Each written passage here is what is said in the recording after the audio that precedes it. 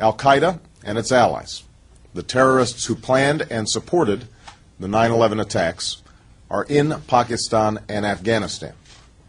Multiple intelligence estimates have warned that Al-Qaeda is actively planning attacks on the United States homeland from its safe haven in Pakistan. And if the Afghan government falls to the Taliban or allows Al-Qaeda to go unchallenged, that country will again be a base for terrorists who want to kill as many of our people as they possibly can. The future of Afghanistan is inextricably linked to the future of its neighbor Pakistan. In the nearly 8 years since 9/11, Al-Qaeda and its extremist allies have moved across the border to the remote areas of the Pakistani frontier. This almost certainly includes Al-Qaeda's leadership, Osama bin Laden and Ayman al-Zawahiri. They have used this mountainous terrain as a safe haven to hide, to train terrorists, to communicate with followers, to plot attacks, and to send fighters to support the insurgency in Afghanistan. For the American people, this border region has become the most dangerous place in the world. But this is not simply an American problem. Far from it. It is instead an international security challenge of the highest order. Terrorist attacks in London and Bali were tied to Al-Qaeda and its allies in Pakistan, as were attacks in North Africa and the Middle East, in Islamabad and in Kabul. If there is a major attack on an Asian, European, or African city, it too is likely to have ties to Al-Qaeda leadership in Pakistan. The safety of people around the world is at stake. For the Afghan people, the return to Taliban rule would condemn their country to brutal governance, international isolation, a paralyzed economy, and the denial of basic human rights to the Afghan people, especially women and girls. The return in force of Al-Qaeda terrorists who would accompany the core Taliban leadership would cast Afghanistan under the shadow of perpetual violence. As president, my greatest responsibility is to protect the American people.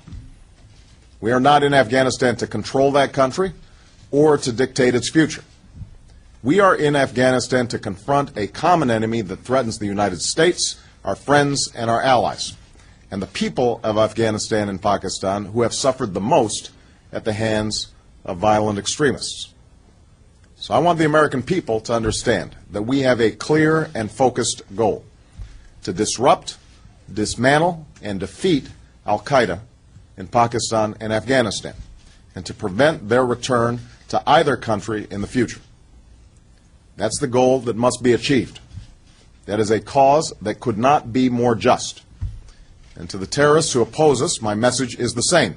We will defeat you. To achieve our goals, we need a stronger, smarter, and comprehensive strategy. To focus on the greatest threat to our people, America must no longer deny resources to Afghanistan because of the war in Iraq. To enhance the military, governance, and economic capacity of Afghanistan and Pakistan, we have to marshal international support.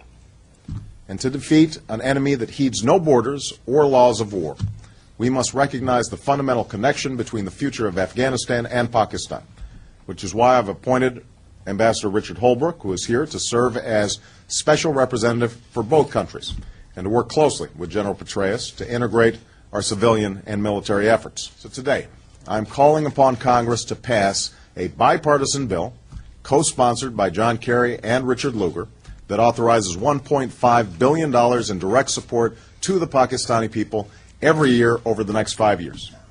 Resources that will build schools and roads and hospitals and strengthen Pakistan's democracy.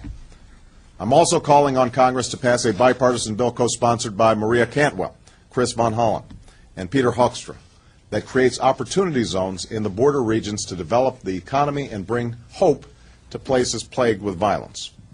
And we will ask our friends and allies to do their part, including at the Donors Conference in Tokyo next month.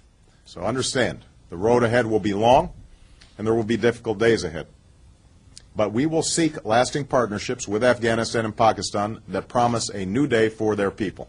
And we will use all elements of our national power to defeat Al-Qaeda and to defend America, our allies, and all who seek a better future.